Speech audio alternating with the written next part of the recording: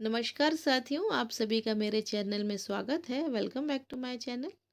आज हम एक ऐसी कहानी सुनने वाले हैं जो कि लिखी गई है मुंशी प्रेमचंद जी द्वारा और जिसका शीर्षक है वासना की कड़ियाँ।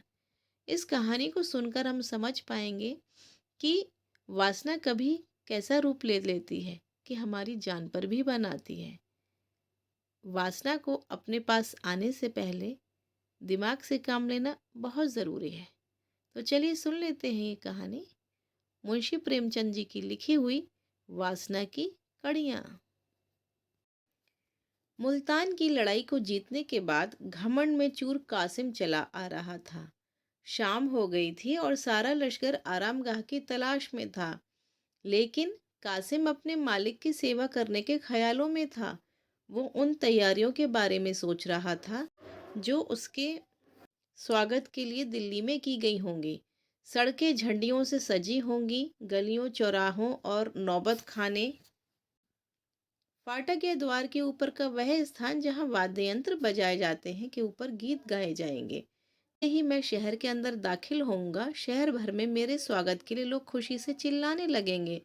तोपों की सलामी दी जाएगी, शहर की सारी सुंदर स्त्रियां मुझे ही देखेंगी और मेरे ऊपर फूलों की बारिश करेंगी।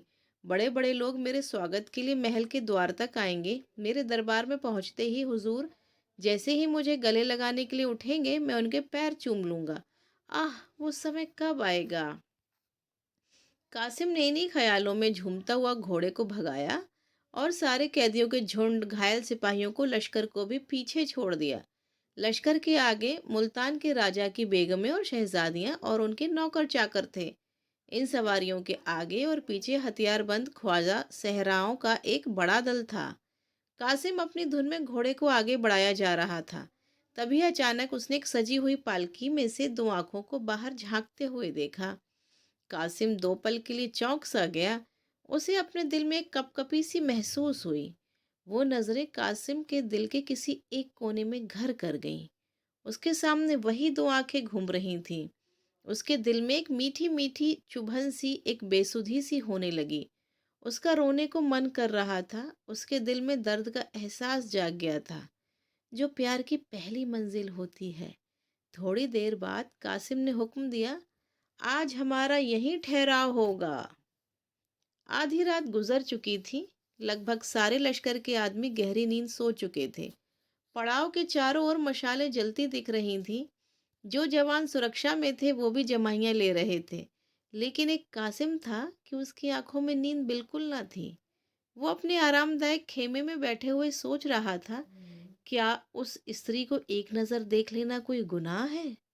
माना कि वो मुल्तान की शहजादी है और मेरे हुजूर उसे अपने महल में रखना चाहते हैं, लेकिन मेरी इच्छा तो बस उसे देखने भर की है। अगर ये गुनाह है तो मैं ये गुनाह करूँगा। अभी भी तो हजारों बेगुनाहों को मार करके लौटा हूँ, और किसी को एक नज़र देख लेना उन कत्लों से बड़ा गुनाह नहीं हो सकता। वैसे भी कासिम मुल्तान को फतेह करने वाला हीरो था। वो देर रात तक इसी तरह इसी विषय पर सोचता रहा। फिर कासिम ने अपने खेमे से बाहर निकलकर बेगमों के खेमे को देखा, जो थोड़ी दूर पर ही थे। कासिम ने अपना खेमा इन खेमों के नज़दीक जानबूझकर लगवाया था। बेगमों के खेमे के बाहर 5 सैनिक पहरा दे रहे थे। कासिम ये सोचने लगा कि इन सैनिकों को क्या नींद नहीं आती। खेमे के चारों ओर इतनी रोशनी क्यों कर रखी है। कासिम ने अपने खास को आवाज़ लगाई, मसरूर। मसरूर कासिम के पास आकर बोला, जी हुजूर। कासिम ने बोला, ये मशालें बुझा दो, मुझे नींद नहीं आ रही। मसरूर ने कहा, जैसी आपकी मर्जी। यह कहकर मसरूर वहां से चला गया और मशालें बुझ गईं। थोड़ी देर बाद एक सेविका शहजादी के खेमे से निकलकर बाहर आई और मसरूर से मशालें बुझाए जाने की वजह पूछी। मसरूर ने कहा, सपाहदार ने ऐसा करने को कहा है, तुम लोग चौकन्ने रहना। मुझे तो उनकी नीयत में कुछ खोट मालूम होता है। कासिम काफी व्याकुल था। वो कभी लेट जाता तो कभी टहलने लगता। वह बार बार अपने खेमे के बाहर आकर देखता, लेकिन पांचों पहरेदार अपनी बड़ी बड़ी तलवारें लिए पहरे पर अटल थे। इसके बावजूद कासिम पर यही धुन सवार थी कि आखिर शहजादी के दर्शन कैसे हों। इसके आगे उसे न बदनामी दिख रही थी, ना ही शाही गुस्से का डर। घड़ियाल ने रात के 1 बजाए, जिससे कासिम चौंक गया, जैसे कोई अनहोनी हो गई हो। कासिम इस सोच में पड़ गया, अब तो कुछ ही घंटों में सुबह हो जाएगी, 3-4 घंटों में तो लश्कर भी कूच कर देगा। कासिम ये सोचने लगा कि अब वक्त कम है, कल तक तो दिल्ली पहुंच जाएंगे। ऐसा ना हो कि सारे अरमान दिल में ही रह जाएं। किसी तरह से इन पहरेदारों को चकमा देकर ये काम किया जाना चाहिए। कासिम ने एक बार फिर मसरूर को आवाज लगाई। मसरूर। मसरूर ने कहा, जी हुजूर, कहिए। कासिम ने पूछा, बाहर कैसी ठंड है, नींद आ रही होगी ना। मसरूर बोला, जी नहीं, जब आपने ही आराम नहीं किया तो मुझे कैसे नींद आ सकती है। इस पर कासिम ने कहा, मसरूर, मैं तुम्हें कुछ तकलीफ देना चाहता हूँ। तुम्हारे साथ जो ये 5 आदमी हैं, ज़रा उनके साथ लश्कर का चक्कर लगा आना। रात में कुछ सिपाही जुआ या फिर पास के गांव में चले जाते हैं, पर काम ज़रा होशियारी से करना। मसरूर बोला, पर हुजूर, यहाँ तो पहरेदारी के लिए फिर कोई ना बचेगा। कासिम ने कहा, जब तक तुम नहीं आ जाते तब तक मैं यहाँ रहूँगा। मसरूर ने धीमी आवाज में कहा, हुजूर, मैं आपकी सभी चालों को समझता हूँ। इसके बाद पांचों सैनिक लश्कर की तरफ चले गए। रास्ता साफ था, लेकिन अब कासिम को इस बात का ध्यान आया कि अंदर जाना उतना आसान नहीं जितना वो समझ रहा था। अब चारों तरफ सन्नाटा था और कासिम दबे पांव शहजादी के खेमे की ओर आया। खेमे के पास आकर पहले कासिम ने ये तसल्ली कर ली कि कोई हो ना वहां पर। जब उसे इत्मीनान हो गया तो उसने चाकू निकाला और कांपते हुए खेमे की रस्सियां काट दी। अब खेमे के अंदर जाने का रास्ता बन आया तो उसने अंदर एक दीपक जलता हुआ देखा और फर्श पर सोई हुई 2 दासियों को पाया। शहजादी एक आरामदायक मखमली गद्दे पर लेटी हुई थी। कासिम ने अपनी हिम्मत बढ़ाई और सरक कर खेमे के अंदर घुस गया। वो दबे पांव शहजादी के पास गया और उसे देखने लगा। अब उसके अंदर वो डर नहीं था जो खेमे के अंदर घुसते वक्त हुआ था। करीब 1 मिनट तक बिना पलक झपके कासिम शहजादी को देखते रहा। कासिम शहजादी की खूबसूरती को देखकर देखता ही रह गया। उसकी बेचैनी ने अब इच्छा का रूप धारण कर लिया। उस बेचैनी में एक व्याकुलता थी, एक पीड़ा थी जो उसे आनंद दे रही थी। कासिम का दिल उस खूबसूरत शहजादी के पैरों में सिर रखने का कर रहा था, रोने का हो रहा था। यहाँ तक कि उसका दिल उस सुंदरी के कदमों में अपनी जान देने का कर रहा था। उसके मन में अजीब सा एहसास होने लगा और वह वासना की लहरों में फंसता चला गया। कासिम करीब आधा घंटे तक उस सुंदरी के पैरों के पास अपना सिर झुकाए बस यही सोचता रहा कि आखिर उसे जगाए कैसे। वो जैसे जैसे करवट बदलती, कासिम का कलेजा मुंह को आ जाता।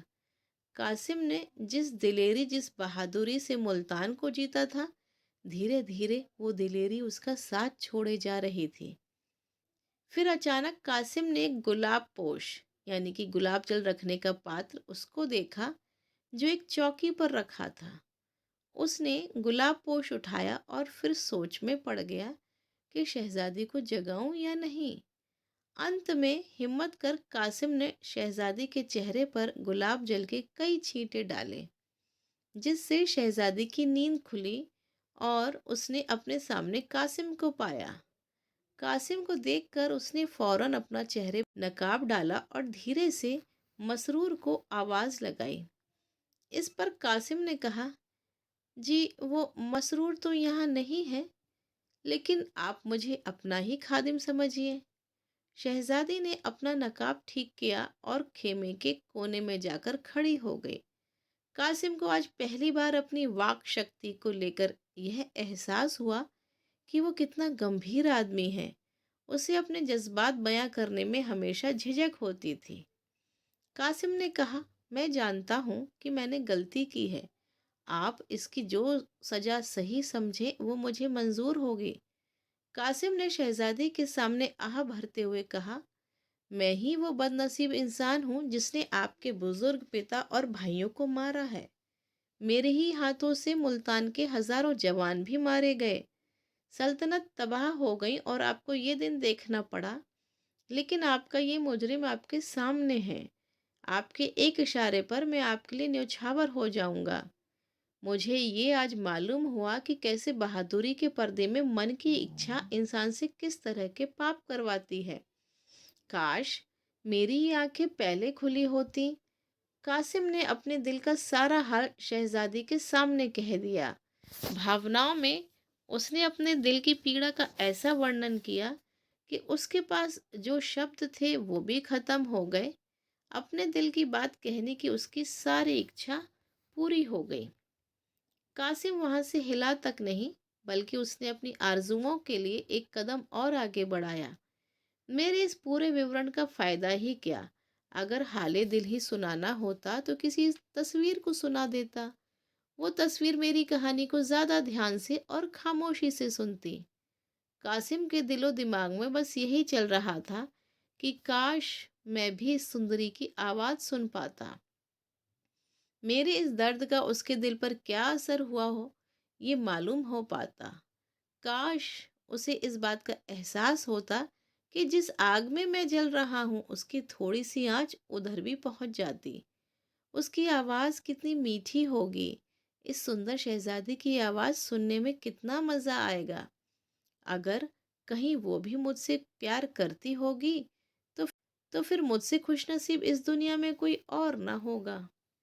इन्हीं ख्यालों में कासिम दिल ही दिल खुश हुए जा रहा था। इन सब के बीच कासिम को दासियों के जागने और मसरूर के वापस आ जाने की धक धक लगी हुई थी। कासिम ने कहा, ए हुस्न की मलिका, ये खादिम आपकी कृपा का अधिकार रखता है। इस पे कुछ रहम नहीं करेंगी आप? इस पर शहजादी ने नकाब के अंदर से ही कहा, जो खुद रहम पाने का अधिकारी हो वो दूसरों पर क्या रहम करेगा? मैं वो पंछी हूँ न जिसके बोल हैं और ना ही जिसके पर। शहजादी ने कहा, मुझे मालूम है कल शाम को मैं उस जालिम बादशाह के आगे हाथ बांधे खड़ी रहूंगी। कौन शख्स ऐसी जिंदगी की इच्छा रखेगा? आगे शहजादी ने आह भरते हुए कहा, मुल्तान की शहजादी एक जालिम और एक पापी इंसान की वासना का शिकार होने को मजबूर है। आप मुझे मेरे हाल पर छोड़ दीजिए। मैं तो हूं ही बदनसीब। ऐसा ना हो कि आपको भी मेरे साथ साथ शाही गुस्से का शिकार बनना पड़े। दिल में तो बहुत बातें हैं पर क्यों कहूँ? उससे क्या ही हासिल हो जाएगा? आप बहादुर भी हैं और आप में खुददारी भी है। खुदा आपको बरकत दे। मुझे आपसे कोई शिकायत नहीं। मुझे आज मालूम हुआ कि मोहब्बत कितनी पाक है, जो उस दामन में भी मुंह छुपाने से परहेज नहीं करती जो मेरे अपनों के खून से सना पड़ा है। आपसे मेरी बस यही विनती है कि आप इस गरीब को भूल मत जाना। ये पल मेरे दिल में हमेशा एक मीठी याद बनकर रहेगा। उस कैद में यही सपना मेरे दिल को सुकून दिया करेगा। अब आप इस सपने को तोड़िए मत और खुदा के वास्ते जाइए यहाँ से, इससे पहले कि मसरूर आ जाए। वो बड़ा ही जालिम किस्म का है। मुझे तो ये आशंका है कि उसने आपको धोखा दिया है।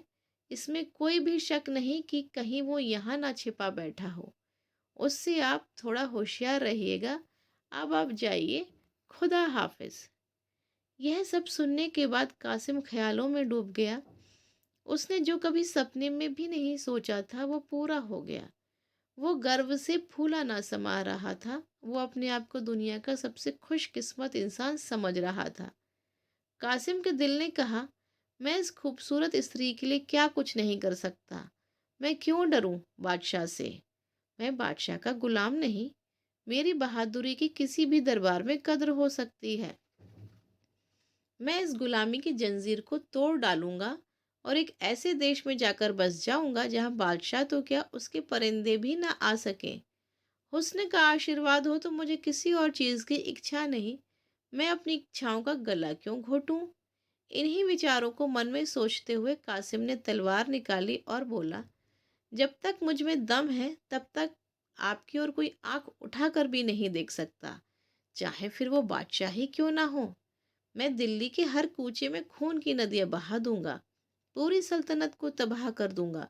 अगर कुछ नहीं कर पाया तो मर मिट जाऊंगा, पर आपका अपमान होते नहीं देखूंगा। शहजादी धीरे धीरे कासिम के करीब आई और बोली, आप पर पूरा भरोसा है मुझे, पर आपको मेरे लिए थोड़ा तो सब्र करना होगा। आपकी खातिर मैं हर तरह की तकलीफ सह लूंगी। आपका प्यार ही मेरी हिम्मत बनेगा। इस बात का यकीन है कि आप मुझे अपना समझते हैं और मेरा सहारा बनेंगे। ना जाने तकदीर हमें फिर मिलाए या नहीं। इस पर कासिम ने अकड़ते हुए कहा, हम लोग दिल्ली जाएंगे क्यों? भरतपुर जा सकते हैं। शहजादी ने कहा, पर हिंदुस्तान से बाहर थोड़े ना जा सकते हैं। जंगलों और वीराने में जिंदगी चैन से नहीं बीतेगी। आप असलियत से मुंह मत मोड़िए। माना खुदा ने आपको बहादुरी बख्शी है, पर तेगे इस्फानी भी तो पेड़ से टकराएगी तो टूट ही जाएगी। शहजादी की बात सुनकर कासिम का जोश थोड़ा ठंडा हुआ।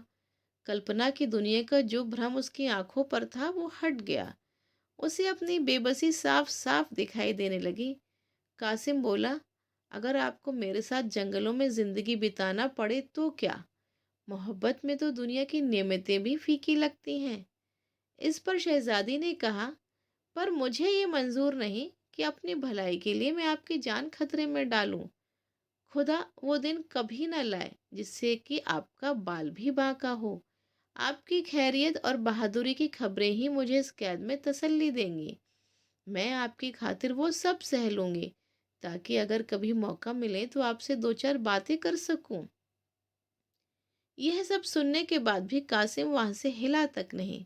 उसकी इच्छाएं उम्मीद से बढ़कर पूरी हुए जा रही थीं। उसने सोचा कि अगर मोहब्बत की ये बहार चंद लम्हों की मेहमान है, तो फिर उन लम्हों को आगे का सोचकर बर्बाद क्यों करना।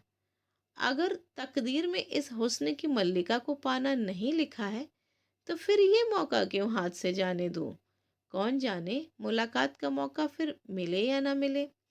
यह सब सोचने के बाद कासिम ने कहा, अगर आपका ये आखिरी फैसला है तो मेरे लिए सिवाय मायूसी के क्या चारा रहेगा। पर बस आप एक पल के लिए ही सही मेरे पास आकर बैठ जाइए, ताकि मेरे बेकरार दिल को थोड़ी तसल्ली मिल जाए। आइए एक पल के लिए हम ये भूल जाएं कि जुदाई की ये घड़ी हमारे सामने खड़ी है। आइए ये पल हम साथ मिलकर बिताएं। आप अपने खूबसूरत हाथों से हमें शराब पिलाएं। कासिम सब चीज़ों से बेखबर शराब पीता रहा। उसने इतनी शराब पी ली कि उसकी गर्दन झुक गई और आंखें लाल हो गईं। वो पूरी तरह से नशे में था। फिर अपनी लालसा भरी आंखों से वो शहजादी की तरफ बढ़ा ही था कि घड़ियाल ने सुबह के 4 बजाते हुए जोर से कूच के डंके को बजाया, जिसकी दिल छेदने वाली आवाज कासिम के कान में आई। कासिम की बाहें खुली की खुली रह गईं। दासियां भी उठ बैठी और शहजादी भी वहां से उठ खड़ी हुई। बेचारा कासिम अपने दिल की इच्छाएं लिए खेमे से बाहर निकल आया। जब वो अपने खेमे में आया तो उसका दिल कई सारी इच्छाओं से भरा हुआ था। उससे रहा नहीं गया और कुछ देर बाद उन इच्छाओं ने लालसा का रूप भरा। अब जब वो बाहर निकला तो उसका मन बुरी इच्छाओं और लालच से भरा हुआ था। उसके मन की इच्छाएं उसकी आत्मा के लिए लोहे की जंजीर बन गई थीं। शाम का वक्त था और दिल्ली की सड़कें झंडियों से सजी हुई थीं, जिन पर कासिम मुल्तान के मोर्चे को जीतकर गर्व के नशे में चूर चला आ रहा था। गुलाब और केवड़े के फूलों की खुशबू दिल्ली की सड़कों पर चारों तरफ फैली हुई थी। नौबत खानों में सुहाना राग गाया जा रहा था। तोपों ने मोर्चे की अगुवाई में अपनी आवाज बुलंद की। नगर की सुंदरियां खिड़कियों से देख रही थीं। फूलों की बारिश हो रही थी। जब कासिम शाही महल के पास पहुंचा तो बड़े बड़े अमीर लोग उसके स्वागत के लिए कतार में बंधे खड़े थे। ऐसे सत्कार के बीच जब वो दीवाने खास में पहुंचा तो उसका दिमाग उस वक्त सातवें आसमान पर था। बादशाह के पास पहुंचते ही उसने शाही तख्त को चूम लिया। बादशाह भी मुस्कुराते हुए अपने तख्त से उतरे और कासिम को गले लगाने के लिए आगे बढ़े। कासिम अपने हुजूर के पैर चूमने के लिए झुका ही था कि मानो उसके सिर में एकाएक जैसे कोई बिजली गिरी। बादशाह का खंजर उसकी गर्दन पर पड़ते ही उसका सिर शरीर से अलग हो गया। खून के छींटे बादशाह के पैरों में, तख्त पर और उसके पीछे खड़े मसरूर की तरफ गिरे। नीचे पड़ा धड़ एक पल में ही ठंडा हो गया, लेकिन हसरत की मारी हुई दोनों आंखें देर तक दीवारों की तरफ ताकती रहीं। थोड़ी देर में वो भी बंद हो गईं। लालसा ने तो अपना काम पूरा कर दिया था, अब तो बस सिर्फ हसरत बाकी थी, जो सालों तक दीवाने खास की दीवारों पर रही और जिसकी झलक अभी भी कासिम की मजार पर घास फूस की शक्ल में नजर आती।